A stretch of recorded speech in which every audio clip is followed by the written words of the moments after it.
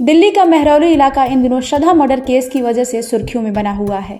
श्रद्धा murder case को सुलझाने में जुटी पुलिस टीम को एक के बाद एक कई सुराग हाथ लग रहे हैं। पहले पुलिस को पता लगा था कि आफताब कई डेटिंग ऐप का इस्तेमाल करता था और डेटिंग ऐप के जरिए ही श्रद्धा वॉलकर से उसकी मुलाकात हुई थी।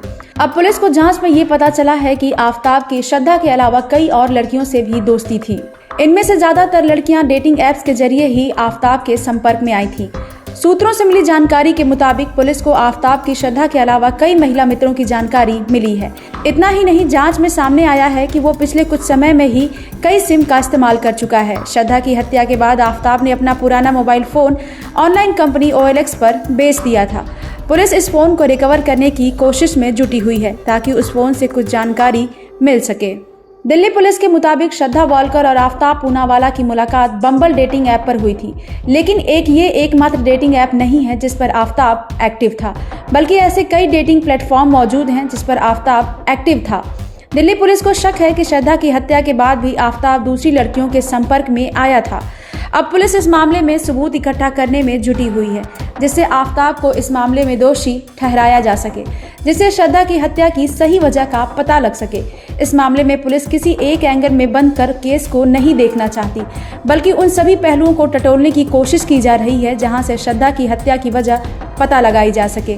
इसके लिए पुलिस साइकोलॉजिस्ट की भी मदद ले रही है। पुलिस का मेन फोकस अपराध में इस्तेमाल किए गए हथियार, मर्डर के दौरान श्रद्धा ने कौन से कपड़े पहन रखे थे, श्रद्धा का मोबाइल फोन, फ्रिज में कटे हुए शरीर के अंगों के सबूत, दोनों के बीच लड़ाई का चश्मदीद, लापता शरीर के अवशेष समेत कई चीजें इकट्ठा करने में पुलिस जुटी हुई है। श्रद्धा और आफताब के बीच किन वजहों से लड़ाई हो रही थी, ये बात अभी तक सामने नहीं आ पाई है और ना ही अब तक पुलिस को इसका कोई चश्मदीद मिला है।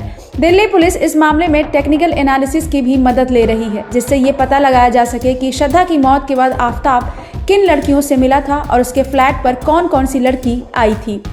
बता दें कि दिल्ली की साकेत कोर्ट ने बुधवार को आफताब के नार्को टेस्ट की इजाजत दे दी है। दिल्ली पुलिस का कहना है कि आफताब पुलिस की पूछताछ में सहयोग नहीं कर रहा था और पुलिस की जांच को भटकाने की कोशिश कर रहा था। वो श्रद्धा के मोबाइल और कत्ल के लिए इस्तेमाल आरी के बारे में सही जानकारी नहीं दे रहा है। कभी मोबाइल महाराष्ट्र में तो कभी दिल्ली में फेंकने की बात कर रहा है। इसके साथ ही हथियार के बारे में भी सही जानकारी नहीं दे रहा है।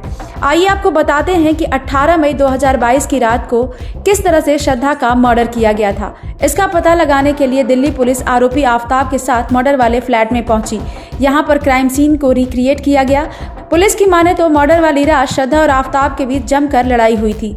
आफताब ने पहले श्रद्धा की पिटाई की, जिससे श्रद्धा बेसुध हो गई। इसके बाद आरोपी उसकी छाती पर बैठ गया और गला दबाकर उसकी हत्या कर दी। दिल्ली पुलिस का कहना है कि आफताब ने पूछताछ के दौरान कबूल कर लिया है कि उसने श्रद्धा वॉलकर की हत्या की थी। उसने बताया कि बीते 18 मई को उसने श्रद्धा की हत्या की थी। उसके अगले दिन एक फ्रिज खरीदा और शरीर के 35 टुकड़े कर फ्रिज में रख दिया। अगले 15-20 दिनों के दौरान एक एक करके उन्हें ठिकाने लगा दिया। किसी को शक न हो, इससे बचने के लिए वो लगातार इंस्टाग्राम अकाउंट पर भी एक्टिव रहा। ब्यूरो रिपोर्ट, क्राइम तक।